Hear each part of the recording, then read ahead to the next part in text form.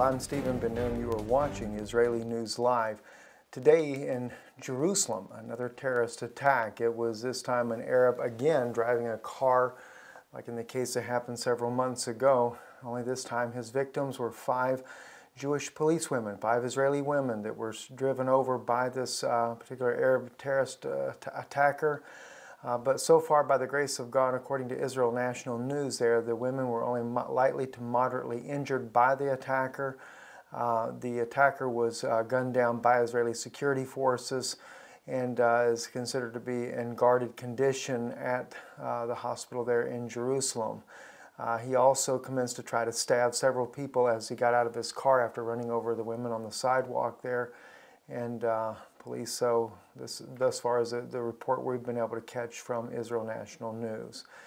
Also, turning back to Netanyahu's speech that was done in Washington, I wanted to kind of look at that with you for a moment. Not so much the speech itself, but the way that the White House has actually handled this.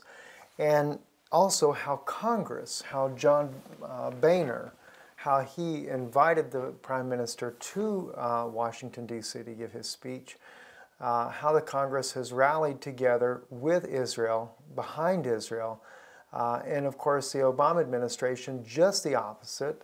And it reminds me of a message that I gave several years ago about Nabal and Abigail. So very much this is a prophetic segment of our News Watch here.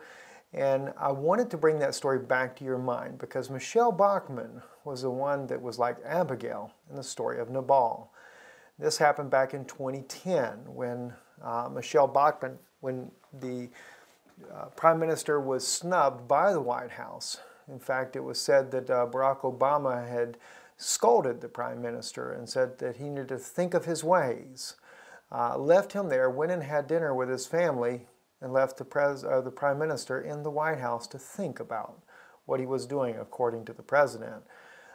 Later, there was an outcry in Congress for the way that the Prime Minister had been treated. And of course, Obama just really didn't care what the people thought about, but Michelle Bachmann demanded that he make an apology. She spearheaded this whole campaign.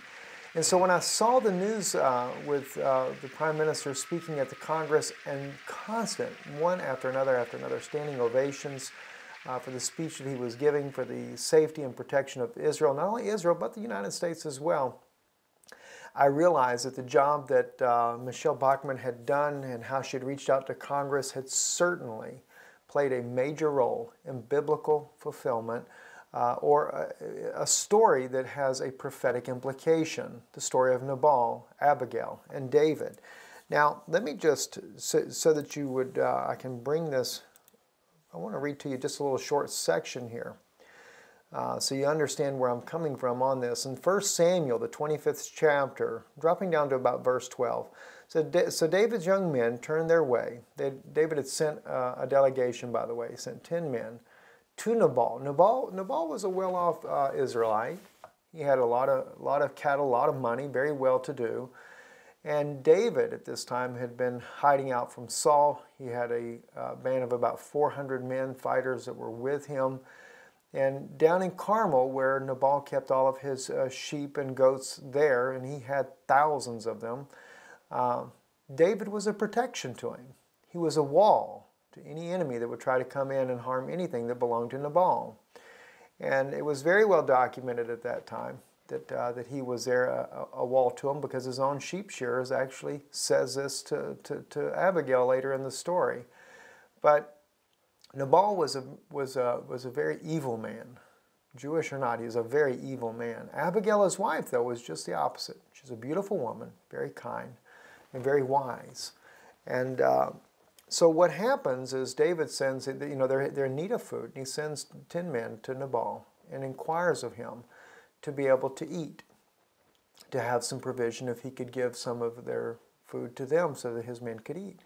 And he spoke about how that they have ensured that nothing happened to him, and they hadn't taken anything from his men either.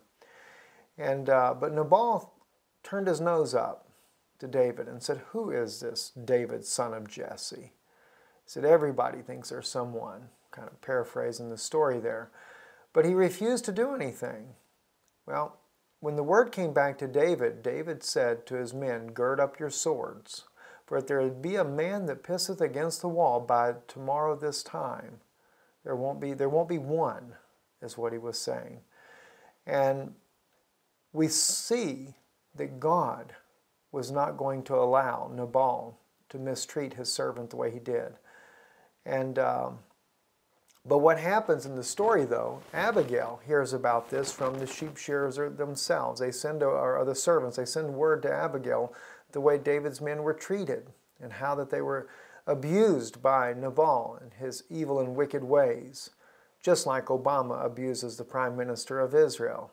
And yes, even though there's a lot of people that may not care much about Netanyahu, he was still, or still has been, anointed to be king over Israel. He's the one man that has been anointed to be a prime minister and prophesied that he'd be a prime minister not once but twice. So regardless of what we might think of him, I say we, not myself, but what people may think of him, he's still been anointed for the job. David was anointed king as well. And at the time, people didn't think very highly of David either, except those that followed with him.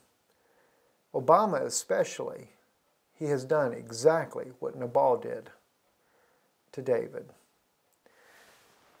Now, Abigail, a type of the true believers, always liked to see the way she did. She comes down, she intercedes, she brings a gift, a love offering, plenty of food, raisin cakes, wine, bread for his men. And when David was on his way to destroy Nabal and all that were in his household, Abigail met him along the way. And she interceded for the sins of her husband. I really believe that this is a type of what we're seeing today. Michelle Bachmann was that one woman that stood for Israel at this time when this happened back in 2010. And we see today the fruits of her labors, for a Congress now is standing behind Israel. It's the one thing that has allowed mercy to be upon the United States, because there is a love of the people, the Christian people in the United States, even people there in Congress, that still love Israel. And Michelle Bachmann played that day, she played the part of Abigail, and avoiding God's wrath to fall upon the nation of the United States. Now, oddly enough, Nabal does die 10 days later. I've always wondered if there wasn't a prophetic sign in that. Not Obama himself, but the fact of the nation, because you have to remember, Obama represents the nation of the United States. And could those 10 days be 10 years? Could it be in 2020 that the nation of America may actually die? Will this be when the downfall really hits the country?